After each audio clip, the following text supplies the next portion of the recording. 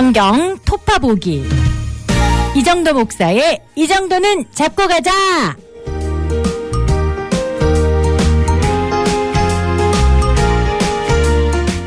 안녕하십니까, 이정도입니다. 예, 어제에 이어서 계속해서 저희가 출애굽기 26장 읽을 차례인데요.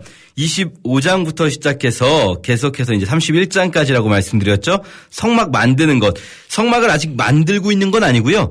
이렇게 만들어라 라는 명령을 받은 거고요. 그리고 이제 모세가 그 명령을 받아서 내려가서 성막을 짓기 시작하는 거죠. 그게 이제 35장에서 40장까지 나오는 출애굽기 마지막 부분이고요. 그 사이에 모세가 이제 31장까지 명령을 받고 내려갔는데 32장부터 좀 안타까운 에피소드 하나 있고요. 그렇게 지금 이렇게 성막 만드는 방법을 하나님께 모세가 배우고 있습니다.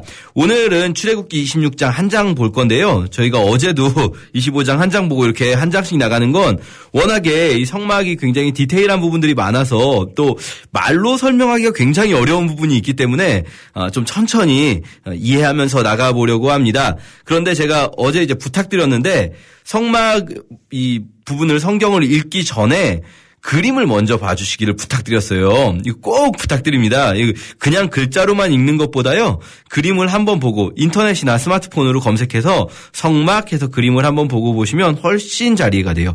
백문이 불여일견이라는 말은 이럴 때 쓰는 것이구나 알 수 있고요. 사실 그림을 보는 것보다 더 좋은 거, 만약에 이제 시간 여유가 좀 있으시다면 우리 기독교 백화점 같은 데 가시면요. 혹은 인터넷으로 구매하실 수도 있는데 성막 만들기 미니어처 모형이 있습니다. 아주 정교하게 성막을 실제로 이제 만들어 볼 수 있는 거거든요. 나름대로 이제 사이즈가 그렇게 작진 않고요. 우리가 아이들하고 같이 만들 수도 있고 사실은 어른들이 만들어도 굉장히 성경 읽으면서 만드시면 구체적으로 성막을 배울 수 있습니다. 이렇게 미니어처를 만들어 보시면 아마 한 번 만들면 평생 성막의 모양은 머릿속에서 떠나지 않을 거예요. 그리고 아마 이제 더 성막을 제대로 보고 싶다 그러신다면 몇 군데 국내에도 있는데요. 성막을 실제 사이즈로 만들어 놓은 곳들이 있습니다. 이런 곳들을 방문해 보신다면 그런 다음에 우리가 이런 성경을 읽을 때 확실하게 이해가 더 잘 되는 걸 알 수 있습니다. 예, 어쨌든 성막 그림이라도 꼭 인터넷 검색이라도 한번 해보시길 부탁드리고요.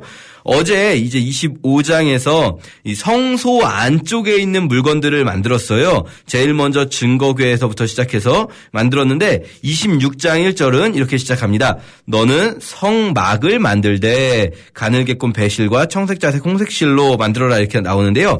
성막을 만들 때 여기서 말하는 성막은 우리가 지금 말하고 있는 전체 이 큰 성막, 이 큰 걸 말하는 게 아니라 거룩한 막 해서 성소 안에 들어갈 물건들 만들지 않았습니까? 이제 성소를 둘러싸는 겉포장, 그러니까 텐트 천이라고 할 수 있어요. 우리는 이제 텐트가 보통 얇은 방수천 하나로 돼 있지만 요거는 이제 한 4장 정도 몇 장을 겹쳐 놓게 되거든요. 그래서 오늘 보실 1절부터 30절까지 30절에 너는 산에서 보인 양식대로 성막을 세울지니라 하시는 것까지 요 막, 그러니까 텐트 천을 만드는 단계, 텐트를 치는 것이다. 30절까지 텐트를 치는 것이다 라고 볼 수 있습니다. 그리고 이제 31절부터는 그 텐트가 직사각형 모양이거든요.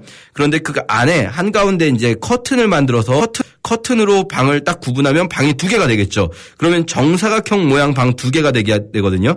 입구가 이제 동쪽이라서 동쪽은 열려 있고 입구 쪽이 성소고요. 커튼 안쪽에 있는 서쪽에 있는 방, 거기가 지성소, 가장 거룩한 곳이 되는데 요 둘을 나누는 커튼, 요 휘장을 만드는 것이 31절부터 나옵니다.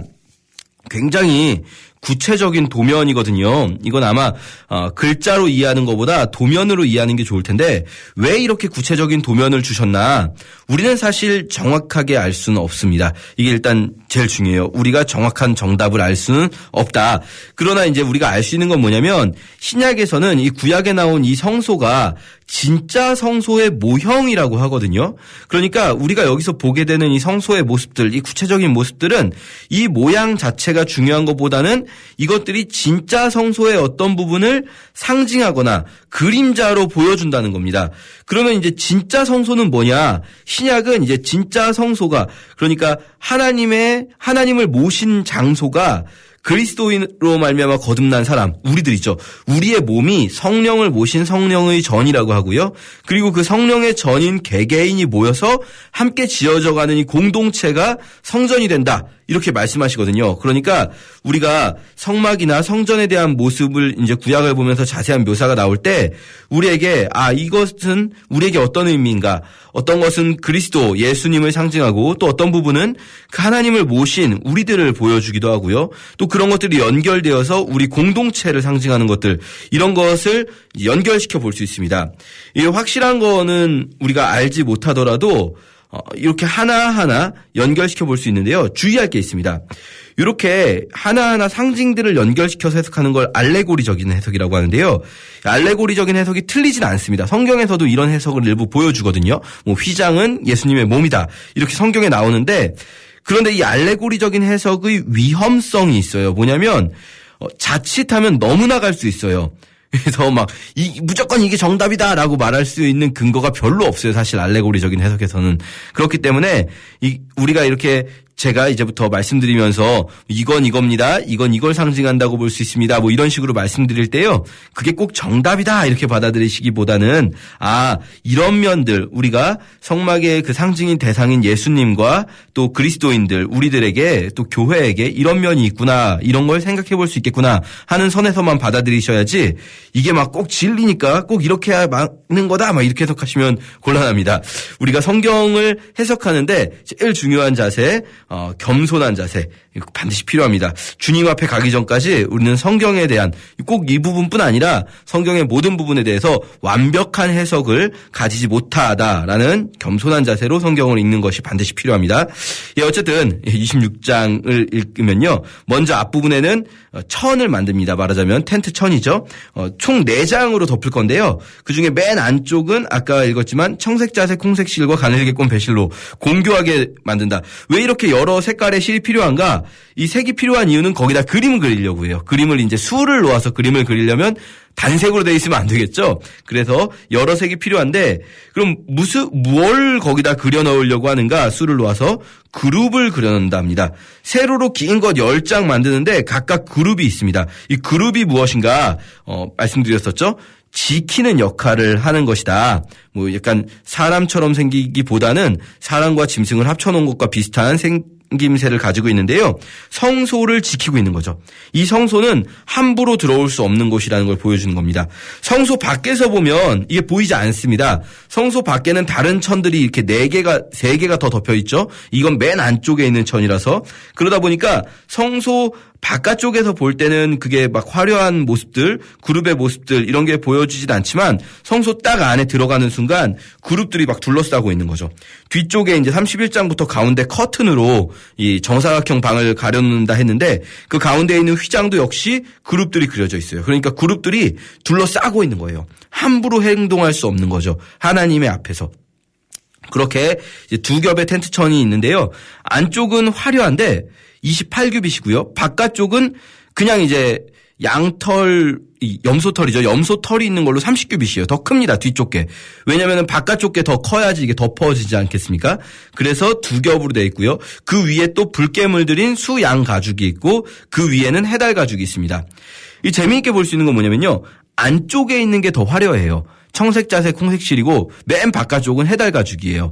그리고 고리도요. 안쪽으로 연결되는 고리는 금갈고리로 연결하는데 바깥쪽에 있는 것은 놋갈고리로 연결합니다.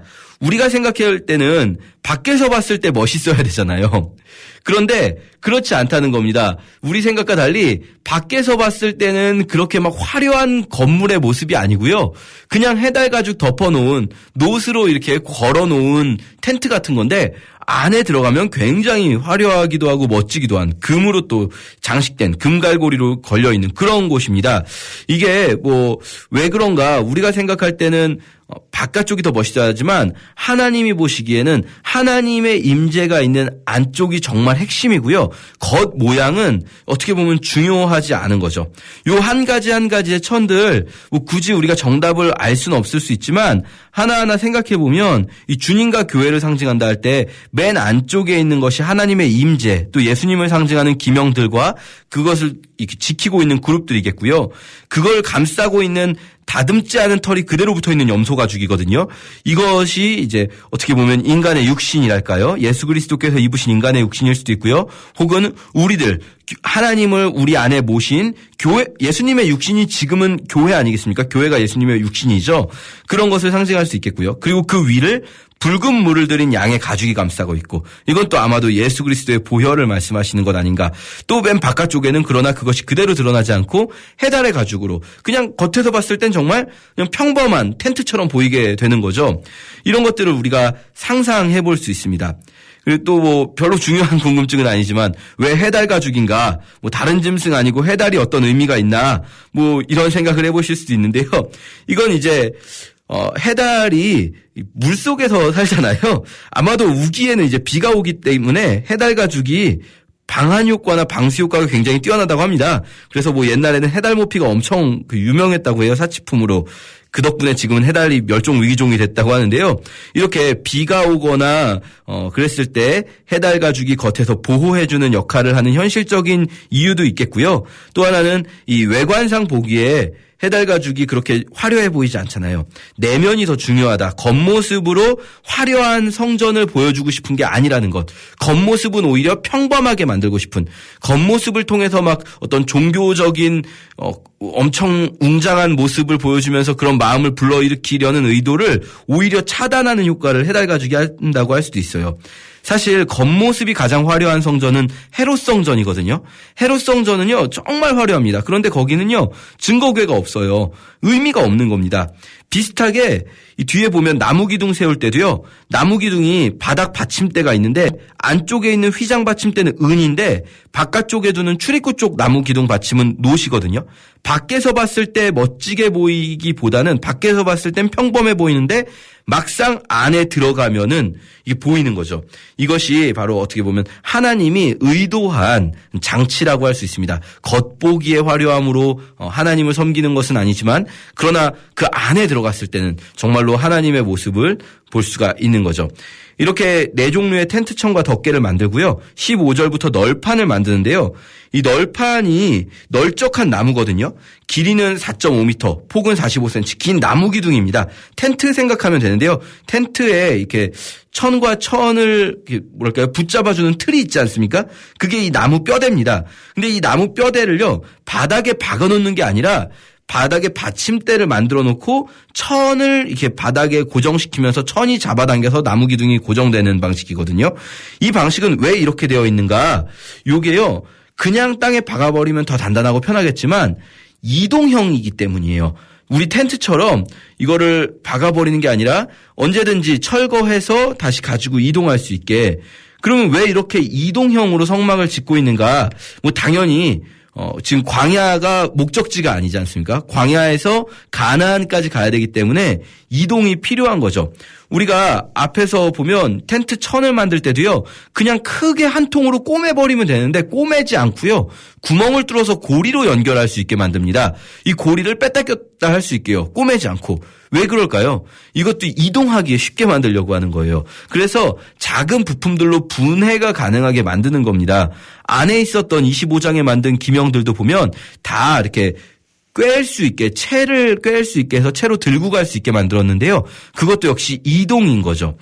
우리 삶에 빗대어 생각한다면 우리의 삶은 이 광야의 삶이라고 할 수 있는데 여기가 우리의 목적지가 아니에요. 우리는 계속 이동해야 됩니다. 그러면 우리의 어떤 이동에 있어서 가장 중요한 건 뭐냐면 우리가 가는 곳이 어디든지 간에 하나님이 우리와 함께 가신다는 거예요.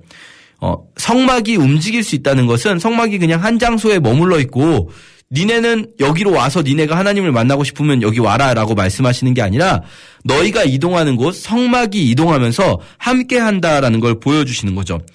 뒤에 나올 성전이 화려하고 아름답겠지만 하나님은 성전보다 성막을 더 중요하게 말씀하세요. 구약 전체에서 볼 때 성전이 중요하지 않다는 말이 아니라 성전의 본질이 성막이라는 거예요. 이동 가능한 하나님의 성막. 이게 하나님의 보좌는 어디로든 갈 수 있다. 이런 거 정말 중요하게 기억해 놓아야 합니다. 그리고 이제 31절부터 휘장을 만드는데요. 이 휘장 일종의 어떤 파티션 개념이죠. 이 안에서 직사각형으로 되어 있는 그 성소의 구조를 절반을 딱 나눠주는 커튼인데요. 이 이렇게 절반을 나누는 것이 그룹들로 또 지켜지고 있습니다. 그러니까 못 들어가게 하는 거예요. 지성소에. 그런데요. 우리가 신약에서 보면 예수님께서 돌아가실 때 바로 이 휘장이 이 커튼이 찢어집니다. 그룹들이 못 들어가게 지키고 있는 그곳에 틈이 생기는 거죠. 하나님을 만나는 그 속죄소 시은좌가 있잖아요. 그 하나님을 만나는 속죄소로 들어갈 수 있도록 틈이 생겨서 들어갈 수 있게 되는 거죠.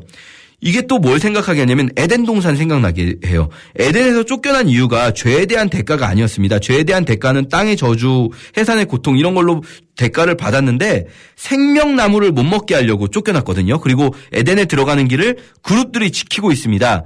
생명나무로 나아갈 수 없게 된 거예요. 이제 우리는 영생을 얻을 수 없게 됐어요. 그런데 예수 그리스도께서 십자가에서 돌아가실 때 휘장이 찢어지며 그 그룹들이 지키고 있는 그 사이에 길이 열린 거죠. 그래서 이제는 우리가 생명나무로 가는 길이 열렸다라고 할 수 있습니다. 어떻게 그게 가능한가? 예수 그리스도께서 휘장이신 자신의 몸을 찢으셨다. 어제는 이게 속죄소가 예수님이고 증거계 안에 물건들이 예수님이고 등잔대도 예수님이고 이 진설병도 예수님이라고 했는데 오늘 나오는 이 휘장도 예수님의 몸이라고 말씀하십니다. 히브리서 10장 20절에서 바로 그렇게 말씀하시는데요. 우리가 이 주님을 생각하면서 요 성소의 하나하나 읽어나갔으면 좋겠습니다. 감사합니다.